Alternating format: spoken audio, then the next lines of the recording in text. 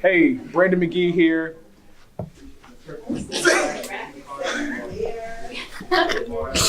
I gotta see this. You gotta show this to me. Hey, yo, I really had fun on the show today. Anyway, yo, it's Brandon McGee here. You're tuned into the RejuvNation. You tune in to Rejuv-Nation. You're listening to the RejuvNation podcast With your boy, Timeless Trail. I'm so honored to be a part of the movement. Make sure you call me back. How are you, sir? How are you doing? Good. You gotta talk to the people, man. You got a lot of questions to ask you. Ask him. Yeah, but before we get into the topic at hand, I want to kind of go into a background about who you are as an individual. Definitely want to talk about like how you got into the whole political system and wanting to run for mayor, and kind of what it even takes to even be considered for like senator, mayor, anything like that. Because for me personally, I don't know. So let's talk about who you are first. Yeah, so I'm looking at you or the live audience. What am I doing? We looking at both. We looking at everybody. Okay. That. First of all, thank you for this opportunity to utilize your platform and to share my story, my voice, answer a few questions, and kind of just talk about the importance of community engagement. Okay. For me, I started about 7 years ago. I was elected to the state representative office that I currently hold. You only have to be 18, Okay. register to vote, have something that you are committed to or passionate about on behalf of your community. It's like student council in high school. You get some people who like you, and you do your thing. Okay. The only difference is you are committing your life to helping uplift your community, the people that you represent, on issues that you're passionate about, but most importantly, the folks that voted you in. So anybody can run, and my goal is to get people that look like you, me, and some folks in your audience to consider running for any office, but most importantly, lifting up the voices of the voiceless. That's why I am where I am. But it really started off with education. I had a substitute teacher while I was in high school and middle school. And it was unfortunate that my teachers were gone for whatever reason. So nothing against substitute teaching or teachers. We love you. But I just felt like looking back, what can be done to close the achievement gap? What can be done to represent the voices of so many young people that are left behind in our education system? And that was the reason why I ran. If your audience is familiar with the census, every 10 years you got somebody coming to your door asking you some questions about your community. Well, also in the political world, it's an opportunity to redraw political lines, redraw districts, and during that time in 2012, I had a chance to run because my district was redrawn. Okay. And that simply just created an opportunity for me to do it. And I remember like it was yesterday, people telling me that you are too young, wait your turn, you can't do it. Right. You're from the north end of Hartford, you don't have money, you're not politically engaged, or you really are not politically astute enough to run. So wait your turn, come back around, and then you'll be good. And I like words like that. I like when people tell me when I can't do something. So they doubt you. When they doubt you, right? They doubt you, or they don't even think about you. It's almost like, wait your turn. Right. You ain't ready for this. And I did what I do best, connected with what I'm passionate about, that's helping people, representing people, but that story about education, and really knocking on every single door that I can knock on during my election. Here I am. So now that you've been here, what have you done so far to kind of like sit here and talk to the people about politics and different views? Yeah. Because like I said, coming from like my background, I never was even interested in like political views. I only know to vote the certain way I voted because my grandmother told me to vote that way. It was never like a thing that So you were like, yeah, I'm gonna vote that Democratic line because that's what they told me to vote. Boom, exactly. Yeah. You know what I'm saying? And like if I don't vote what my grandma says, I'm getting kicked out. You know what I'm saying? So at the end of the day, it was something where it's like you gotta follow the rules, but I never understood the values as to why. So can you break down like how important it is to vote, like, and what the difference is between the political views and stuff like that? My first campaign, I had this slogan called "Every vote matters, every vote counts." And I remember I actually lost by one vote. Okay, my first campaign, I lost by one vote. Repeat with me: one vote. I lost, right? And people called me right after the election and was like, yo, I forgot to vote. That could have been me. How was your winning vote? And obviously from losing by 1 vote, and then there was some funny business with the absentee ballots. I took them to court. I won a court case. It was unprecedented in the state. And then from there, we had to go back out and do it all over. Wow. So for me, it gave me this opportunity to tell every young person that was 18 on up, and it was during, I think, former President Barack Obama's 2nd term when I ran for my 1st term. And so many young people came out the woodworks, like folks like us, like, yo, I'm about to go vote. Right. Like, yo, you lost by 1 vote, bro? Like, how does that happen? Right. And so I always tell people, your voice and your vote, like, it matters. Right. Like, seriously. And if you want to really see change in the community, sure, 1 single vote is not going to change your entire community. Right. But that's your first step into saying, like, okay, I really want to help my neighborhood. But the first thing I'm going to do is vote people in that represent my best interests. Right. And so I would tell anybody, vote. Right. Vote like your life depended on it. Because it does. Yeah, but you can step further beyond just going to the ballot. I was going to say the ballot box. Going into the ballots and casting your vote. Right. But you got to do your homework. And too often, our generation, we knee-jerk react to everything, or we're walking away. For real. We're going to live our lives, we're going to make our money, and as a matter of fact, if I have to leave Connecticut, I'm out. You're right. I'm leaving, because I'll have a better life. But when in reality, you're actually going to another place where voting still matters, Right. and you will still be facing the same sort of reality of the only way I can make change is to vote and be engaged in doing what you're doing here today. Right. Next question I have for you is the reform thing. Like, let's talk about, before we get to the main topic, I want to talk about reform, because I did a little background search on myself when it first came together, and I was just, when I mean background research, I was looking at my Instagram. I wasn't really, Google search or nothing like that.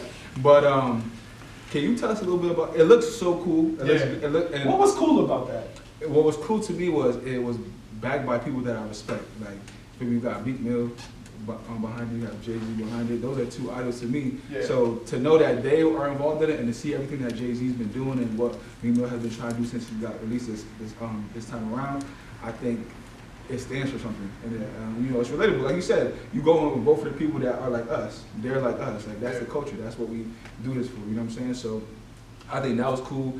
And then just seeing like the clips they would put about like people that were released and things like that. So it looks cool, but can you tell me why it is cool? Yeah, no, you know what? I took a look at, first of all, I didn't know how big TMZ was. We're still the same age, y'all. I didn't pay attention to any of that. I knew about the Shade Room, but didn't understand like the significance, the magnitude of, yo, when you make it to the Shade Room. That's what my nephew said. And I was just like, what is this about? You made it to the Shade Room? Yeah. Yo, you lit. So, first of all, my father was in and out of the prison system for many years. He loved my mother, loved my family, but it wasn't until I got a little older and I understood the impact of a parent being absent on a family, right? I knew like something wasn't right, but my mother kept the thing going. Right. You know what I mean? And we visited him at the correctional facility, Robinson, like all of these facilities that we're talking about right now. So I'm saying that because that's the real reason as to why I'm fighting so hard as an advocate for so many people in our community that have been impacted by the judicial system, right? So I've conducted all kinds of studies which I have here on the table for you guys to share with your folks. And let me say this before I jump into the whole Meek Mill thing. I support every single grassroots advocate out here, right? There are policymakers, there are activists, and there are organizers. I consider myself, obviously, an organizer at heart. Given my role right now, I'm a policymaker. And my goal as a policymaker, especially legislation that I support, I want the world to know. I want people to understand why this legislation is extremely important. And I have a list of things that I'm gonna rattle off, but I wanna say this much. Connecticut taxpayers, and this is from my study, spent over $929 million on corrections at an average cost of over $50,000 per prisoner. That's crazy. I think we know that, right? We know somewhere around 40 to 50,000 we spend per individual in the system. When they are released, that number drops drastically. There is a need to support every single person that re-entered the community. And for me, I'm looking at thousands of young people. I'm talking about as young as 18. I'm looking at thousands of older men and women returning home, particularly black and brown, black and Puerto Rican individuals moving back into the community, and guess what? Don't have housing, don't have identification, don't have jobs, and they find themselves back doing the same thing that got them in prison the first time, right? So recidivism rates are going up and up. While Connecticut will tote that the recidivism rate is going down, we're struggling, bro. And that means that we need to have more investment in the judicial system and post-judicial system to support the overall success of Not to even cut you off, but when you say cut me off. When you say investment, what do you mean? Do you mean like Financially, Okay. it should be included in the governor's budget. Okay. And Ned Lamont is a really good friend of ours, of mine at least, right? So I'm cautiously optimistic about the budget that just came out that we're gonna have to vote on in a few months. But I wanna see more support for those that are incarcerated around health, around proper programming, around workforce development in terms of the types of jobs that these individuals can get if qualified when released, right? So there's a major investment that needs to happen that's not happening. Right. As a matter of fact, when we cut in the budget, we're cutting from areas that are most vulnerable. Medicaid, we're talking about the judicial system, the education, right? All of that is impacted by the budget. And so fast forward to Meek Mill, right? I've been working with his office for the better part, maybe about 3 months to get him to come to Connecticut with Van Jones and that whole crew. And one of the things that I told them, I said, look, this is a great opportunity for us to use Meek's story as an opportunity to elevate Connecticut legislative proposals. I'm gonna start off with myself. As the chair of the Legislative Housing Committee, what does that mean? Brandon McGee oversees Connecticut's housing, Department of Housing, and anything housing related for the House of Representatives. And then I have a Senate chair, right? And so I have a bill that essentially will work on providing opportunities for individuals when they return home, housing.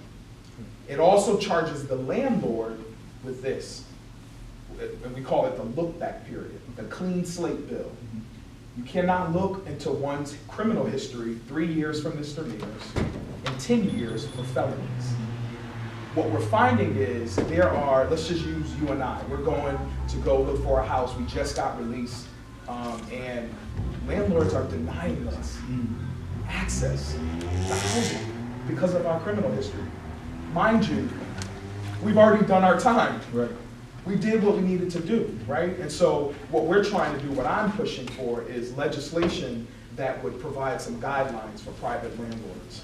We know that in public housing, back in the 60s, maybe 70s, or 80s, there was this whole war on drugs. And that war on drugs put a lot of black folks in jail.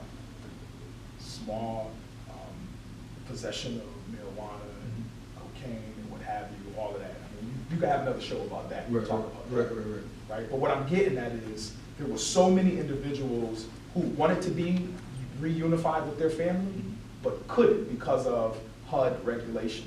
Fathers with criminal backgrounds could not live in an apartment building that was occupied by the mother because she had a Section 8 voucher. That's crazy. Isn't that crazy? That's crazy. But there are certain crimes that one commits that will prohibit them from gaining access to public housing. So what I'm trying to do is even the playing fields for public housing, which they got to abide by HUD because they are receiving funding, and then private landlords who I own a two-family, I would have to abide by whatever law that we pass, right? And so having said all of that, I wanted to use Meek's fame, his influence, his platform, his access to money to really uplift all of the policies. And I mean, you see them all listed here. Restoring the right to vote for convicted felons who are on parole, to prohibit discrimination based on a person's criminal history. It goes into details, right? Raising the profile of all of this work here. And I'm not the only person that's working on this. I could rattle off names, but I'm afraid to do it because then somebody gonna get pissed off, and I ain't say their names, but they out there working. So my presenting Meek Mill with a key to communities of color, not key to the city or a key to the state of Connecticut. Say it one more time. Key to communities of color, Okay. right?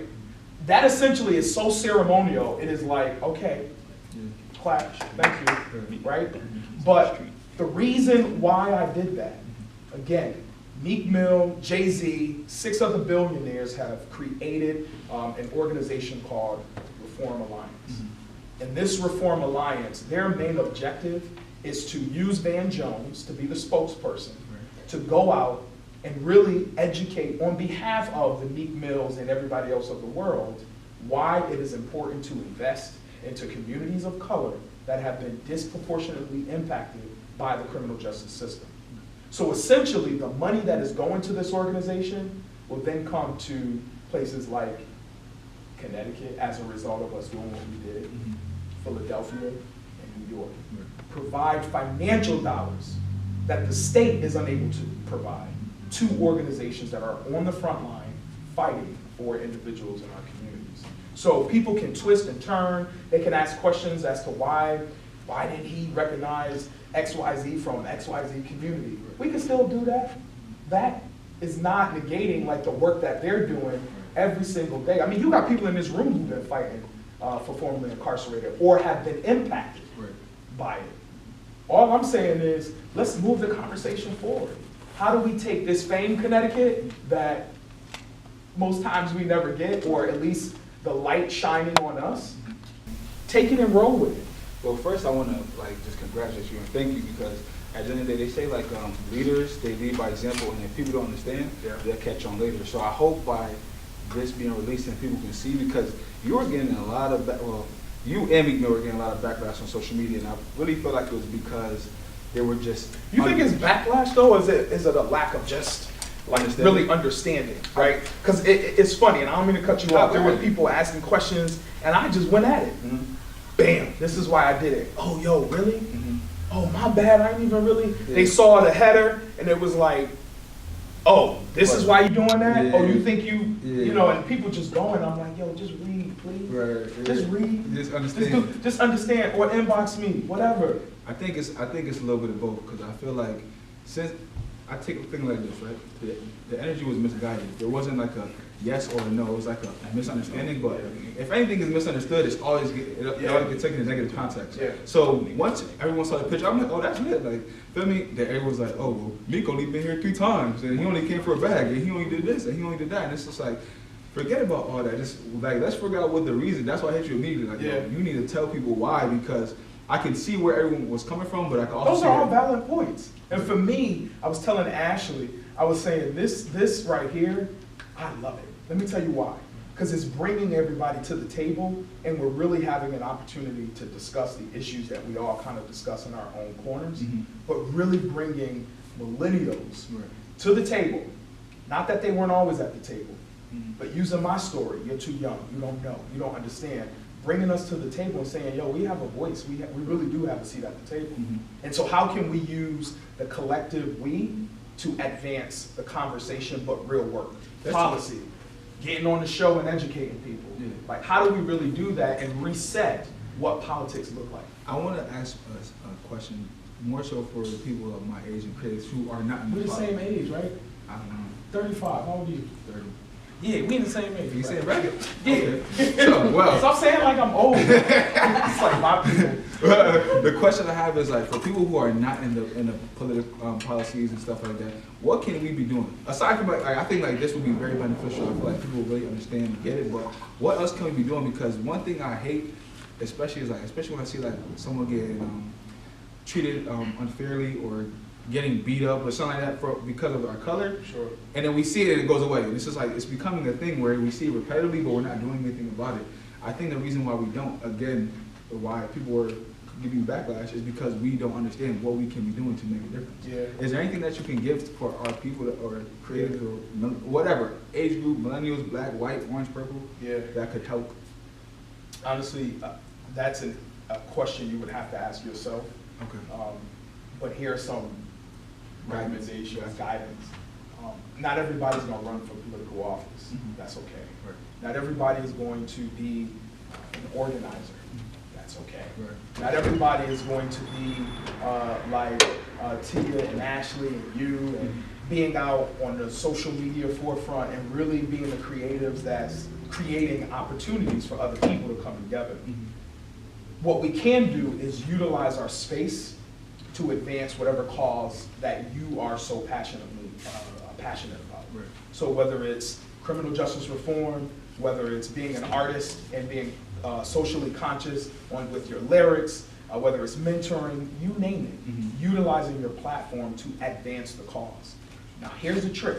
It's going to require us to pick up and read some reports, educate ourselves, and I'm not trying to insult anybody. Right. It is basically saying you have to, when you show up to the party, to the table, you got to be ready. Right. And a lot of us, we like to put our comments and walk away, and say what we want to say, but like, are you really jumping in on an issue and really driving it home? Right. So your at the table might look different from mine. But I think in our generation, we really need to do a better job stepping up and remaining consistent and committed to whatever it is that we're going to be committed to. Keyword I think is consistency there. Like I feel like because we get frustrated. It's like it ain't happening right now. Let me tell you something. This right here, this report that I released, this was 4 years ago. Wow. And all of the recommendations in the report that I guided, I'm only working on one right now. Right. It takes time Right. because you have to be able to educate people, bring people along, have some bumps in the road, people mistaking your advocacy for trying to get fame out of something and not knowing like, yo, I didn't just show up to this. Well, side note. Keep going. Did your followers climb after that post? That's a good question. I don't know. See, so here's the deal. I don't even know how to build on that. That's a good question. Maybe y'all can help me. They get my numbers up. You really gonna get me in trouble. Comment like, yeah, I knew what was in it for. But no. So as a follow-up to that, I had a conversation with RejuvNation and also Meek Mill to figure out, number one, when's the best time for him to come back and what does that look like? Got you. My thing is I want you to come with a check so that we can give organizations some money to really like Do something. Yeah, Make put a some difference. skin in the game. And all these people that are commenting, make them look crazy. Like, yo, you're back. Like, you're back and you're also gonna be helping people. But let me tell you this much, I'm not his publicist, but I remember one thing he said in our meeting. He said, look, I just really wanna use my resources to tell my story. And if I can tell my story and help other people, then that I'm good. But Van Jones is the one that's gonna be out in the forefront.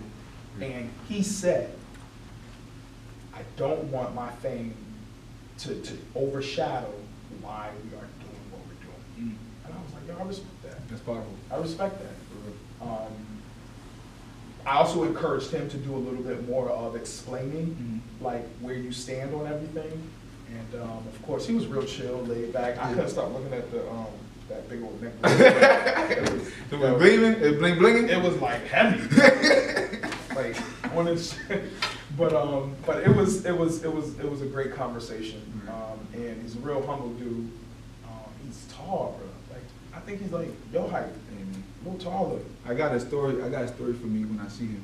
This goes way back, but I got a story. When he come back, y'all need to have an exclusive. Maybe I can help set that up. Yes, you can. They really gonna get mad at me now. You checking on it? Yes. On the camera. On the camera. There you go. But you gotta make sure my people are here. Like, Of course. I mean, at the end of the day, this is what we do it for. Like, this is one thing, and shout out to Ashley and Tia for putting this, Absolutely. coming out and reaching out in the first place. They hit me up immediately. It was before you, I gotta tell you. Oh, for real? Yeah. I had him up like 7 in the morning. It was pretty early. Nah, they was on it. Nah, they Same night. Yeah, no, But they on it. one thing I can say is that they're innovators. There are people that are really out here trying to push the culture forward. And if you know me, you know that's all I'm about. I'm not really about nothing else but making sure that when it's all said and done, the right people are in place to make sure that this thing of ours keep going, and hopefully that we keep bringing it to different levels. So at one day we could say, CT has a place. But one thing I cannot stand is that everyone keeps talking about support.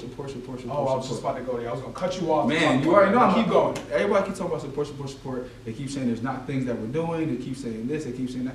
And then we do things like this, and we don't have more of us in here asking questions and talking about things to unify each other. Can we just jump into like my whole mayoral's race? Can we just jump in? So I don't know if everybody in the world knows. I'm running for mayor for the city of Hartford. And by the way, sidebar, this interview is not about me running for mayor. I want y'all to know that, right? So y'all won't say this is another Meek Mill thing. But when you talk about support, and you talk about people of color supporting each other, I just want to go there. Like, let's go there. Connecticut is innovative. We have bright people. There are things that other states don't even know how to do, and we've done it. Right. And people are saying what we're not doing. Right. So, like, if you all don't take this and run with it, your show, what you're doing, Tia, Ashley, like, what we're doing is we're just literally missing opportunities. And timing is everything. And if we don't take advantage of the time and the space that we're in, we're gonna miss it. Right. We're gonna miss it. And we're gonna be talking about, man, I If. wish I had, or what if I, you're gonna have to do it. And everybody ain't gonna clap for you, right? And so even my run for mayor in the city of Hartford, there's so many people who are excited about the fact that somebody is running. And it happens to be Brandon. But there's also a small group of people, I don't know if you could do it. Right. Same people that's complaining about what we don't have in the city and why we need some person of color. And it's not all about being black running for office, but we haven't had a black mayor in the city of Hartford for 26 years. Hope y'all knew that, right? Oh, 27, thank you. No, I think it was 26. Come on, Captain, you've done, no. You better chill. You better relax. You better relax. 26, 27, we've not had a mayor of color in the city of Hartford. What I'm getting at is, we hate on each other so much. Crazy. This is not new. I know about Willie Lynch, right? Of course. Y'all read that letter. Talk about that letter. Matter of fact, you should have a show about that letter. That's an assignment. And this show. Yeah, and so, like, if we don't understand one's gangster, right? On what they do, the lane that they play, the gift that they've been given, like, all we're doing is just circumventing, undermining people that could really help us. And I just believe if we could one day get some people to really support people, especially in Hartford, we're the worst. We are the worst when it comes to supporting our own. Hartford, Connecticut for that matter would be amazing. We have great talent. You're gonna see Anoy tonight. He's from Connecticut, right? Of course. I hope you're coming through. I always support. Look, he wasn't coming tonight. I'm teasing. What's the But, info? so tonight I'm hosting just a little party with Anoy at the Press downtown. I think the tickets are like $10 or whatever. But I really want to take a different approach to engaging people where they are. And so millennials, you know, like to socialize. Let's do our thing. But I also like his message. And so I wanted to really create some space for him to come out and talk. But having said all of that, we need to support each other. We need to support each other. And some days I scratch my head and I'd be like, yo, like I should have just stayed as a little state rep, you know, and stayed in my little corner. But I wouldn't be able to be on your show today talking about what I'm doing to encourage other people that may have some sort of a passion, some sort of an itch to do something, start a business. I want people to see my risk and what I'm doing to remain true to myself, committed to my goals and what I'm most passionate about. And sometimes you just got to jump out there. And if I can encourage people to do that, win, lose, sink, whatever, then I did what I'm committed to doing. So, Appreciate that. So we're going to take this time to open up the room to some questions. If anybody has questions they want answered, please ask away. I do have some heat in this phone that I'm about to ask you, but This is my spot. and you also. I'm next door. I own the restaurant. so you own that if my wife didn't cook or something? My wrong with wife didn't cook. Yeah. Soul food restaurant. I'll bring my wife out here. We're going to see. Well, just ending with that support thing. I actually wanted to touch on that only because I'm starting to think. Is it when we go out and buy that sweater? Did you buy it from that person because you wanted to support them, or you bought it because you liked it? You understand? Do we buy Jordan because we want to support Jordan, or we buy Jordan because we like it? When we're doing something, or designers creating something, or artists is doing something, is it really the support we're looking at it, or is it because I like it? I'm trying to figure it out, because now a lot of people, especially in other states now, when a lot of people are doing things, some people do it or buy it, a new designer created a new piece. They're not supporting them. They're not saying, I want to support him. They're saying, I like that, so I'm going to go get it. In return, it becomes support. So what's going on in our state right now, where we always say, people's not supporting us, or people's not supporting this artist, or supporting me? Is it really support, or is it just they just don't care for the person or the merchandise or whatever it is? I think it's a combination, to be honest with you. It's funny you asked, where did I buy? I know it was a rhetorical question, but where did I buy this? I was thinking about, I think it's Killer Mike. Yeah. He's got like a Netflix series, and one of his first series was, I'm gonna buy black, eat black, do everything black, because I want to really figure out like why is the dollar in the black community not lasting longer, like versus any other community. And I think he used the Jewish community as his example. We don't support each other. He went hungry. He couldn't even find transportation to get to his concert in a particular section in the state of Georgia. He couldn't drive a car, obviously, because we didn't close. I mean, it was almost sickening watching, but it was almost like, as Oprah would say, it was my aha moment, like looking at this Netflix series, and he couldn't live a day buying black. So I think, to answer your question, and maybe you have a different response, but it's a combination. And we gotta be real with ourselves. We have to be real with ourselves. Why didn't I go buy a sweater from, a store that looked like mine? Couldn't find one. I couldn't find one. And then you gotta go into, well, all right, sure, we have stores that people run, but I don't wear t-shirts every day. You know what I mean? I don't know if that answers your question, but like I think it's a combination of definitely. both. And maybe I'd love to hear from some other people, but I don't. And I don't want to take a dig at small businesses like yours that are doing an outstanding job. I see everybody walking down, what is this, West Main Street, with your bags eating. I came in here smelling like, Do you have vegan food, by the way? No, we just have a whole bunch of sides that a lot of vegans do come in there, and they just order everything. I'm just asking. I'm a vegan, so I'd love to. And I had to ask that because, like, in my spot, we've been open 3 weeks, right?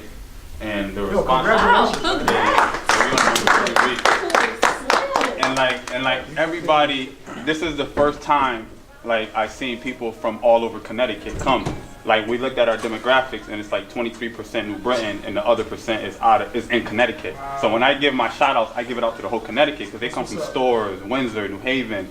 And now I'm thinking, they don't know me, so are they coming to support me, or are they coming because of the brand, the food? You know what I'm saying? Like, when my people from New Britain come, they go, oh, I gotta support, I gotta support. But when these white people come, or I have Chinese people in my restaurant, when they come from all over, they're not coming to support, they're coming because of the brand, the name, the food. That's what I'm trying to see. Is it support, or is it... some people are coming by just to see what you're doing. Just to see what you're doing as well. Yeah. I came because of the name. Because he said something about my wife didn't cook, and I was like, that branding is so So, dope. yeah, that's I'm what I like, said. wait. I know when they said it, I was Yeah, like, why that's can't what I you said. spell And it? then the food matches the branding. It's like, okay, this is perfect. I said it to my grandson. I said, that sign says my wife didn't cook. I would say this, if you haven't taken advantage of it, you have a great state representative out here, Bobby Sanchez. Yes. He's a state representative. You have other leaders here, but I know him. I'm also chair of the Black and Puerto Rican Caucus, and he and I work really well together. Nice. There are some state funds that you can access that will help you to expand your operation, grants and loans. So we can talk offline to help you out with that. Absolutely. I was just gonna add to the conversation. So I also think it's like a combination of like clout and knowledge.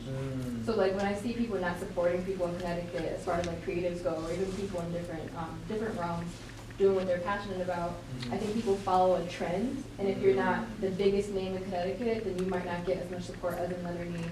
Even if you're doing similar things or doing, let's just say, better things than the other person, you might be more known. So when I flip it to like the political side, even in politics, if you're not the trendy name in politics, you're not getting the people to follow you. And in addition to that, if people don't even know about what you're about or aren't doing the research about what you want about what you're passionate about and what you're going to contribute to the community, then you're not getting the followers in that way too. And the So real, it's like- but you bring up a good point, and what gets me to thinking is they don't even expect a person like me from a certain area, a certain age, to even be making moves like sitting down with a national or a celebrity, right? And really talking about some really important things. And I don't know why people automatically just go to the hate zone. I don't know how that, like that must be a natural response to things. I think it's, not to even cut you off, I think it's just, we are insecure within ourselves. You know what I'm saying? So at the end of the day, like we be on social media and we see this person blowing up, and we think it's overnight, but you don't know how much work they put into that. So you just assume off the top of your head that they're doing better than you, but you just gotta keep working because your chances gonna come. And then when you're on social media and you're the one blossoming, someone's gonna be looking at you the same way. But you have to make sure that you use like your outlet at that time to uplift people. So like I love, like I said, not to even say his name, but what Meek Mill is doing, like he's uplifting people because he's using his platform. So the next person that rises under his like umbrella should do the same thing, and I think that's how they can help us. For us trying to get to that point though, I think it's just more so about just having that leadership quality within yourself, like I was telling you earlier, and just believing in yourself. Like if you believe in yourself and you put yourself out there, I believe that the universe is gonna reward you. Like, I mean, look at what T and them are doing. Like, they just had a power boat you can't silver. That's lit. Like, you know what I'm saying? And since then, they've just been on a run, and they're gonna just keep getting bigger and bigger. And then, but what we have to do, there's a lot of people in our community that's either our peers or who are looking up to us and like, oh yeah, they whack, they trash, they this, they that. Not even knowing that you really hitting, but you have to support that because your time will come. I think. Wait, you say that? You said not really hitting? Like, is that a new phrase? I'm gonna use that. I'm gonna use that on the floor of the house where I said, yeah, y'all not really hitting. Like seriously. Yeah, something like that. So we just have to, I think that we have to just believe in ourselves enough to know, like, even if they're doing the exact same thing you're doing, you have a whole different demographic that you're gonna reach and that they can't, and vice versa. Yeah. Well, that's enough of my rant, sorry. Go ahead, Tia. Statement question. Again, Mr. McGee, thank you so much for being here. I really, really appreciate it. This was actually selfishly why this is happening. I was in the car with a friend and I was just, taking it in as everybody else was as far as, the posts and everything. And I had my opinions about it. You were listening to 93.7? No, I Okay, wasn't. somebody told me it was on 93.7 too. It probably was. I was just really on Instagram, and I am very aware of the fact that I'm uninformed about a lot.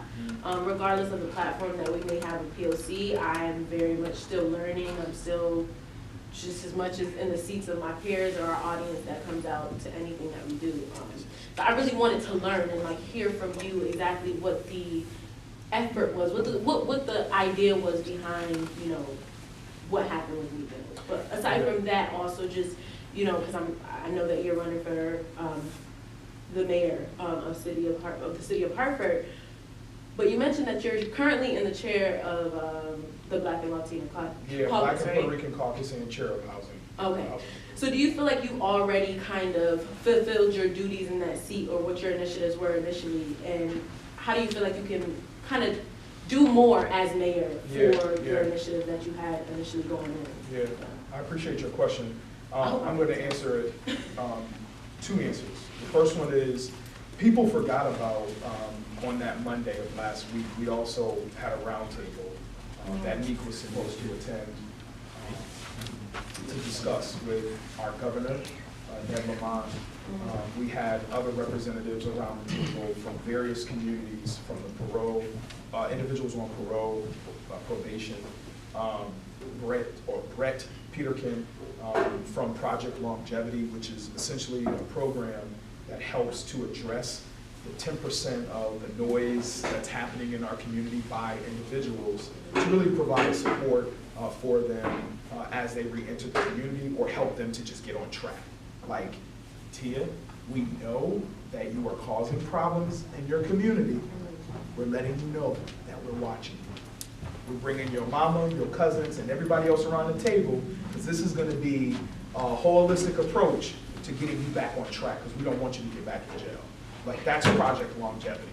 And we sat around the table, it was like 40, maybe 50 of us in this one room, with Van Jones to talk about the impacts on individuals that are on parole, probation. And one example that was used, there was an individual late for whatever, a check-in. And you do know that triggered that individual going back to jail. That's crazy. I show up late to meetings quite a bit. Not that that's cute, but like, I would go to jail. Like, that's crazy. Like, why are we doing that? Why? And I want to better understand myself. I don't know everything, which is why I did a study. I want to learn a bit more. But there are so many other people out there that's working, again, on the front lines to address the formerly incarcerated and those in the prison system. I just want to link arms, and I want to stay in my lane as a policymaker to say, how can we link up to really address what's happening? So like, that happened on Monday. Everybody forgot about that conversation on Monday. And then we had, on Tuesday, Meek was like, I'm here, let's talk. And he was already getting the award. He was also going to get a citation by the governor. I guess I'm happy I gave it to him. And that's good. But Ned is cool people. But to answer your last question, I didn't just show up to the party. I didn't just show up to the table. I've been working really, really hard over these last 5 or 6.5 years to create a voice for myself, but also a voice for the district that I represent, and that's North End of Hartford. And I'm not the only person. I'm not the first black rep. I mean, there's so many people that have held the seat that I'm in. But I knew that my journey would be so much different from theirs. I knew I needed to engage people like the folks that are sitting in this room. Bring them to the table. There's a different way you're going to look at things. There's a different way that you're going to engage in the political process. And so, having said that, I'm also seeing the lack of development, or lack thereof, if you would, in certain areas in the city of Hartford. I grew up on Barber Street. You too? That's what I'm talking about. I grew up on Barber Street, and some of the same buildings with the same, you know where I'm going. It's like the lack of development, the lack of investment into these neighborhoods. They've been the same for decades. And so if I can do some things on the state level, which I've done, then I'm going to flip that switch, and I'm going to transition my movement onto the local level, because I believe by using the mayor's office, you can really leverage the resources, the vision, to really help the entire city of Hartford to really move forward like a downtown is. And that's really sustainable development. That's really giving everybody an opportunity to grow from where they are. But they're going to need a little bit of help. And I mean, we could talk about the deficit, we could talk about the bailout, we could talk about everything else. But I'm just giving you the reason why, for me, running for mayor is important. I want to bring people along, and I don't want people to just vote for me because it's 27 years since we had a black mayor. That's important. That'll motivate. Because I remember when Barack ran, I was like, yo, we ain't never had a black president. And then I did my research. to figure out whether or not I'm gonna vote for him or who's the other guy that he ran against. Not Hillary, but there's a bunch of them. Right, Right? listen, as soon as I see Barack, I was like, that's it. I don't really have nobody else. So I know it's a long-winded answer, but there was intentionality in meeting with Van Jones, Meek Mill, and getting all of these folks, these advocates, these folks that have been out on the forefront. And I'm going back to some of those messages, those IG posts, when people was like, XYZ from Bridgeport is doing this, and I'm like, we're not negating that. Like, we want you to keep doing that. Use this time to shine and talk about the folks in Bridgeport and New Haven and Meriden, New Britain. Like, talk about them. But how do we now bring all of this together so that now we can take it to another level? But it's going to require these types of conversations to better know, like, okay, where are you coming from, Tia? Like, so that your resources connected to mine, we can do more. All right, we have time for one more question. Because Two. Well, because you have questions online too. That if we Oh, don't I'm ask- sorry. So we'll ask one online. I'm sorry, online. I forgot we were online. Go. That's your frat brother. Let him go. Okay, my LB, shout out to LeVar. Appreciate you, bro. Yo. Kappas, bro. That's what they do.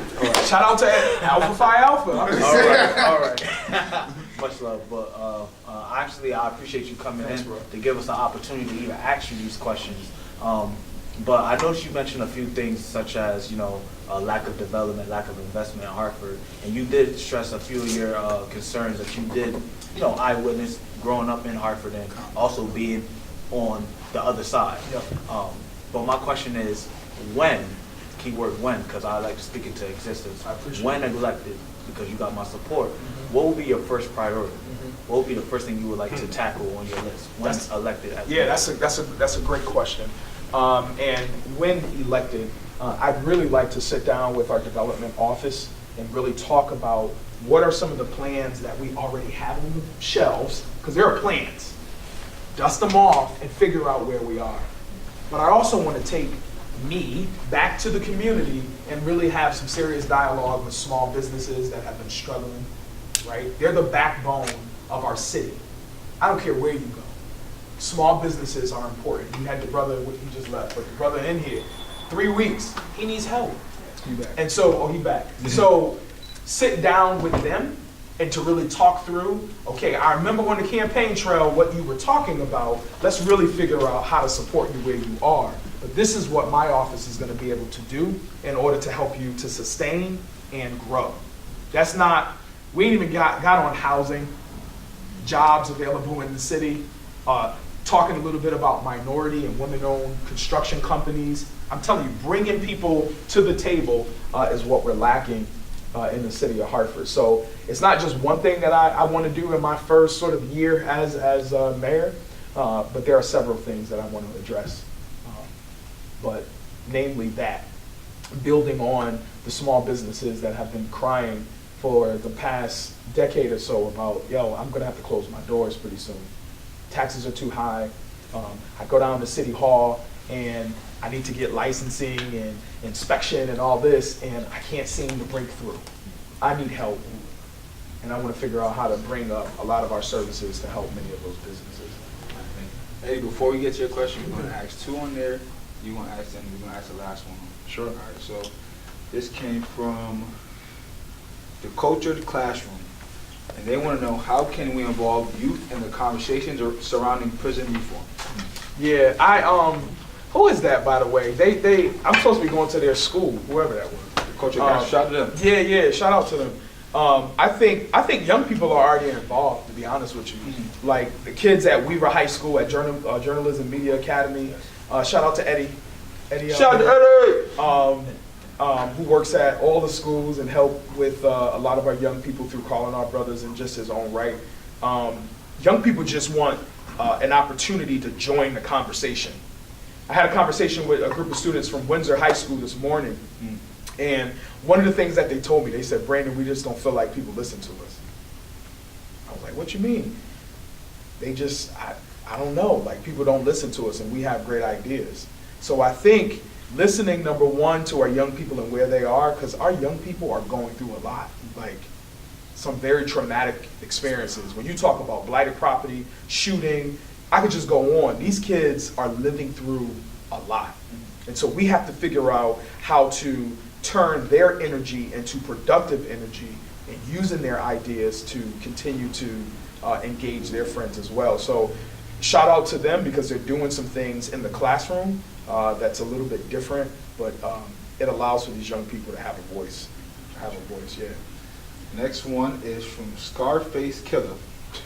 Right. I mean, gangster, spicy. Your thoughts on having civilian review boards in major cities? Don't we already have those? I don't know, Benny. You gotta tell me. I don't know every question, every answer to the question. And if people say they know, just run away from those type of people. Because they don't know. They don't know. Okay. I don't know. That's a great question. I want to say we have them in the state of Connecticut and in some of our cities. But can you ask them to elaborate a little bit more on that, and then maybe we can come back? Got you. Okay. Oh, they're listening, right? I forgot. Yeah. Elaborate on your question. Right. Go ahead, Eddie. Alright, so, Y'all gotta introduce yourselves. Eddie Yeah, Brown. so people You don't introduce yourself, compliment. LeVar Mitchell. Eddie Brown, I'm director of Greater Hartford Youth Leadership Academy and host of the Live to Inspire podcast. So my Youth Leadership Academy actually, thanks Tia and the Power of CT for the invite. It was perfect timing because that evening I met with the kids and I told them that I would be here today. And they wanted me to raise this question. If elected, what's more important to you for the city right now? Building new homes and commercial space, or rehabbing, expanding, better utilizing our existing homes and storefronts? Your latter. As a matter of fact, I have a bill that just came through my committee, the Housing Committee, that would incentivize teachers of color to move into the city. And with that, within the bill, we would rehab or remediate, whatever word you want to use, blighted property to allow for these teachers to live there at a decent cost. We have on the books through our housing department incentives for people to move into certain areas and get tax breaks if they're teachers, to get like mortgage credit or mortgage loans, etc. But I'm taking it a step further. Not everybody want to buy a house, nor do they want a headache owning a home. They want to rent, and I'm okay with that. My end goal is to get more teachers of color to move in places like Hartford, Bridgeport, New Haven, etc. And so we have a lot of opportunity to develop these buildings. I also have been in constant communication with the Hartford Foundation for Public Giving to take a look at blighted property for formerly incarcerated, live on the top level, on the bottom level, storefronts, let these folks work, manage the property, and allow for them to transition out. But that's going to require innovation and public-private partnerships in order to make it happen. So shout out to your students, man, for thinking of that question. We definitely need it. And the last question of the day, it was directed to McGee, but I'm going to direct it to you because you're here. And this is from Smooth the Source. Oh, yeah. Yeah, I was going back and forth. No, he wasn't really. I mean, she was good. She was good. She been holding it down. And you know what? Respect to her, because she also inboxed me and thanked me for answering her question, and she felt like she was better informed. Right. So yeah, go ahead. So the question is, hi Meek Mill, quote unquote, Brenda McGee, quote unquote, just have questions for you. Since you received the key to my state of Connecticut yesterday, due to the reform movement, how do you feel about the Zoe Dowdell case? And what would you say should be changing in our justice system in Connecticut? What's the Zoe Dow? What's that case? So breakdown. Was that in New Britain? Yeah, I was in New Britain. He was an up-and-coming star. Zoe Dowdell. Keep going, because I want people to know. Yeah. Gangsta-licious, and he was from the Hartford community. Yep. Got into a situation with the police out here, and what the police are saying versus what the video is saying is total opposites. They're saying that they released gunfires first, and then they shot shots back. But from the video, you can see that they blatantly surrounded him and shot the car with no remorse as to the people in the car. The car was riddled with bullets, and right now, New Britain police aren't really saying too much about it.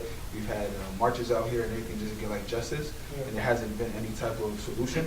And right now, the case is just like sitting there. There's nothing being resolved. Right. So that's a big case. Just because he was from the community, he was loved in the community. He was really one of the individuals that were looked at as a big inspiration within Connecticut and surrounding areas, and we thought he would be the one to like be the light of Connecticut. And it's just sad to see that he got taken out at such a young age by people who were, from my understanding, were trying to set him up. I don't know how true that is or not, but at the same time, that was a human being in there, and you had no remorse for an individual that, you know, was put in that situation. So Yeah, I can add 5 more stories to that. In the city of Hartford, Bridgeport, New Haven, and I'm not trying to water down what you just talked about. But I want to know, what would a Meek Mill do to address that situation? Hey, Meek, the camera's on you. No, I'm asking because I think, I have an answer for it. We could utilize this time that the world has used to look at Connecticut, take the moment, seize the moment. Have we organized on the grassroots level to put some pressure on the police chief, the state of Connecticut, to reopen that case and figure out, like, why did y'all shoot that boy like that? Or that car? Unnecessary. So it's a combination of both. And what laws can we put in place to really prevent that from happening? But that's a small microcosm of what's happening throughout this entire country, and something must be done about it. So, I mean, I don't know, I can't speak on behalf of Meek Mill, I can speak on behalf of myself. We can't legislate our way out of situations like that, but we do need to hold people accountable. There's a lot of young Black, brown people being killed at the hands or by the hands of policemen and women. And I'm not an anti-police officers. I'm telling y'all now, where's the camera? I'm not anti-police, but there is something to be said about how many young people are being taken away by bullets. So anyway, I hate to end on that. No, But, I think. I have one question. Okay, actually, you should. I mean, come on. So, I think a lot of people talk about being like misinformed or misunderstanding. One suggestion / question: what do you feel like Connecticut politicians are going to do to be able to like better explain to us what certain things and laws mean, so that we're able to vote intelligently? Yeah. And 2, you're bringing the Reform Day, right? Yes. Yep. Yeah. April 3rd. Right. So you have Reform Day and other initiatives that Y'all you're gonna come bring to through? like. I'm there. I'll be there. Yeah, y'all should come. How Where is does it get involved? Sorry, Ashley. No worries. And I forgot your first question because he's. I'm sorry. No. So Reform Day at the state capitol, April 3rd, from 10 to like 4. Come on through. I'll make sure to provide some more information, the exact room. But this is an opportunity where you can bring your show on the road and literally interview people and kind of highlight what's happening in the state of Connecticut. Colin.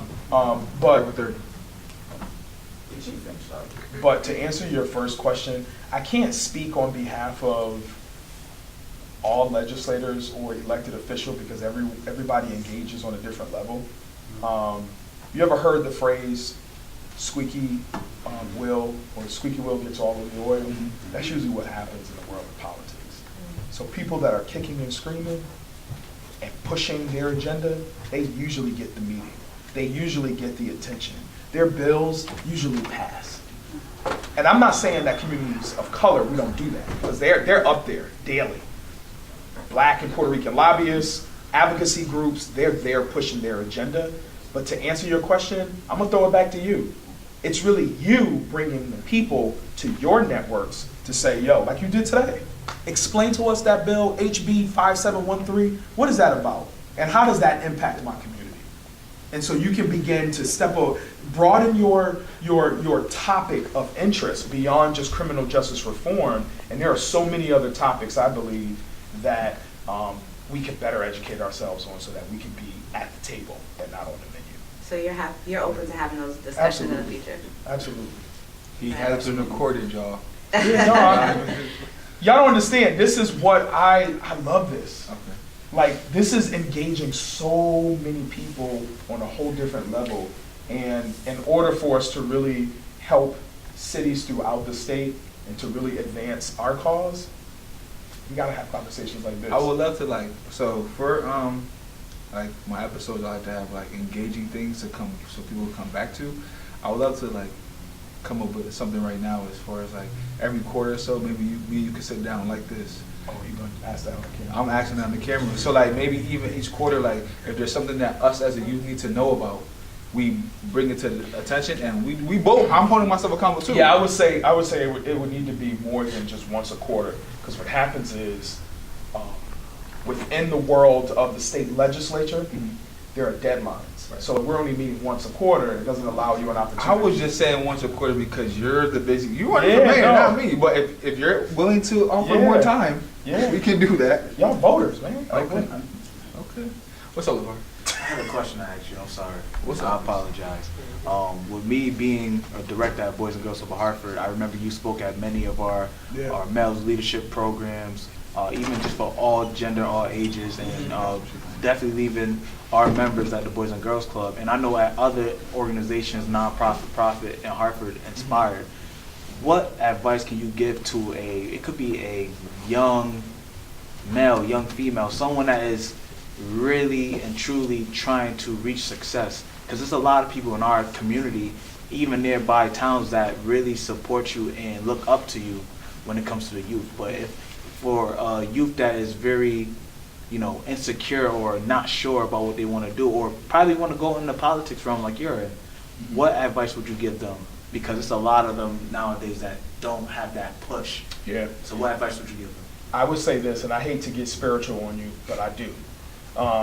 God made you your own designer's original, right? And so you have to be who you are. You can't, put yourself up against somebody else and say, oh yeah, my success is really, this person's success. No, you really need to do you, be you, do your thing.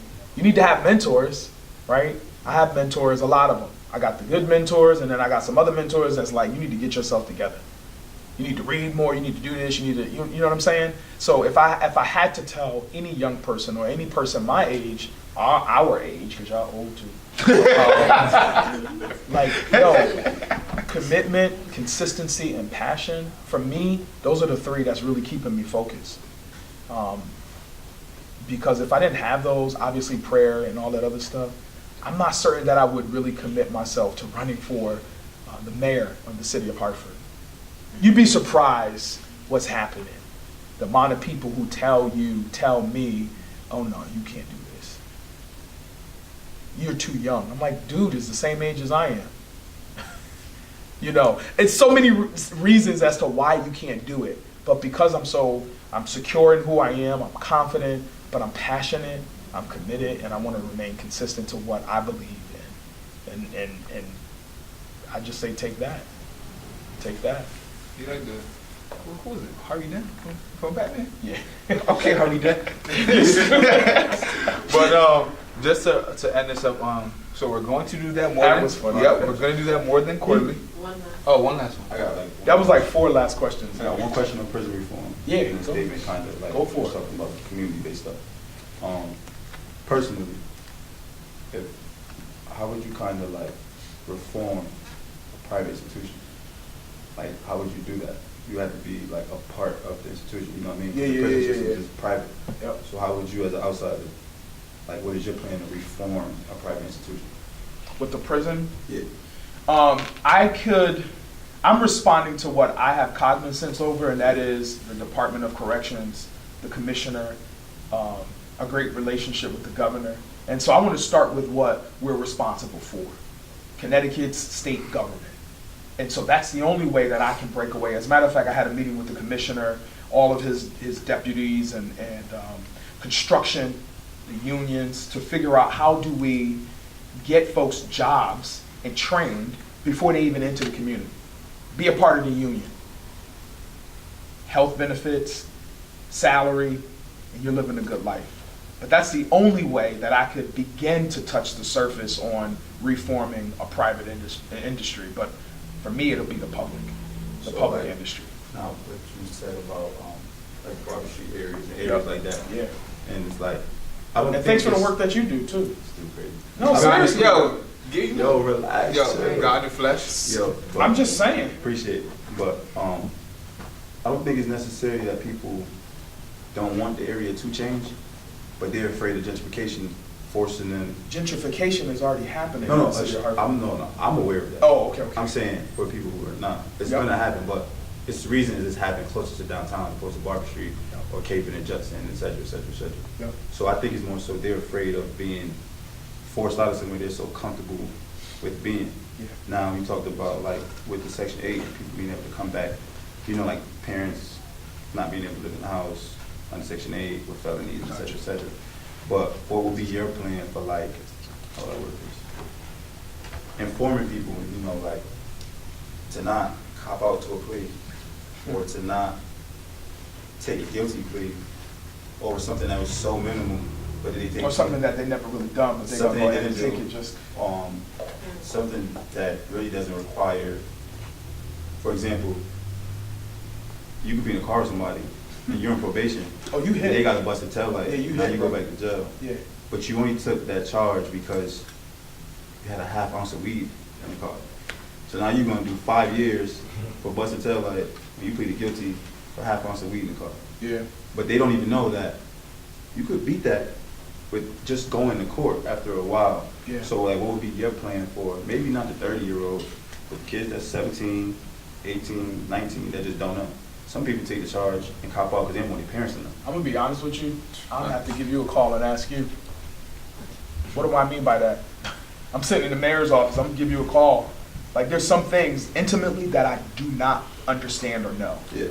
But I want to use my platform to allow for other people, Meek Mill, to come in and to help us to understand how to kind of get at these issues that have disproportionately impacted our communities. I don't have the answer for everything. But you just gave some recommendations even in your commenting and questioning. Those are the types of conversations that we would need to have, honestly. Just being straight up with you. Is it? I've been away. Sure. Well, it's not a question. This one is getting real good. It's not a question though. It's just a comment. That's what's so up. I didn't introduce myself for the first time. So my name is Jessica Fort. I'm a school counselor at Windsor High School. So being that you touched upon that, Yeah, I yeah. did want to thank you for being a man of color, a young man of color, Thank you. bridging the gap between the education system, young individuals, to inspire them to be, in your positions in the future. I know you touched upon that too, like really inspiring young individuals to see what the purpose of what you do is, Yeah. and how important it could be for them to be inspired to want to do that themselves. Because Yeah. we don't talk about it enough, No. and they don't see people in positions like you enough to want to be like, oh, I can do that one day. Yeah. So I just want to throw it out there and say I thanks. appreciate that. I know this is the end of it, but people they don't know like how hard it is, right? Being on the front line and being a person of color, you almost have to work 200%, like harder than anybody in the same field. And what I mean by that is, I ain't even gonna go there. Yeah, listen, what's understood doesn't have to be said. Y'all know what I'm talking about. You right. show up to the party and you got your white colleague right here, and you're more qualified, but you got to work 9 times harder to do what they're not even doing. Like it's weird. It is so weird. 250% over there. Yeah. And it doesn't mean that I'm knocking at white people. It's called equity. It's called, like, if you need a stepping stool just to get up so that we can start at the same level playing field, like, let's do that. You should have really been talking about legalization of cannabis for adult use. I thought you was going to bring it up, but we stuck on this. But maybe we can talk. No, we'll talk about it another time. That's a whole nother. And I would bring Jason Ortiz, Kebra Smith, and all of these folks that have been fighting, Kennard Ray, all of these guys that have been fighting on the issue of legalization of cannabis. So, as you wrap it up, are you? See people talking. They like it. No, they in it. So as we wrap up, you are committing to that. Yes. Okay, shake on it. All right. I'm just gonna say this. Make sure y'all come out tonight. I'll be at the press with Annoyed starting at 8. So go to the mall, go do what you need to do. But we're partying with a purpose or for a purpose. And I wanna engage with people where they are. So meet me downtown Hartford at 8 o'clock tonight. Please drop your social media, because you got 2, you famous. You got 2 Instagrams, so please drop both. So listen. Brandon, can you say it again for our live? Oh, again? Yeah. Okay. All right. What am I saying again? About tonight. Oh, make sure you come out tonight. I'll be sharing the stage with Annoyed. I'm not performing with him. He's going to perform. I'm just going to give my little 2 cents. But we're partying with a purpose or for a purpose at the Press, downtown Hartford at 8 o'clock this evening. Go to the mall, get cute. What's a real nice? Get Get lit. fly, get lit. I thought get lit, get Get the drunk. drip. We're not getting The drip. Get the drip. Get the drip. Get the drip. But y'all come on out. You cut me off? Like what? It's recorded though, so it's good. We got it. All right, so please, y'all I'm can bad at social media hit us, please, my good brother. Hit me up on Twitter at Rep McGee. Hit me up on Instagram, a little different, _BLMJ_, and I'm there. Hope to see you. And it's your boy Thomas Terrell, and we're here with Harvey Dent. Tune into the RejuvNation podcast hosted by yours truly, and we're out.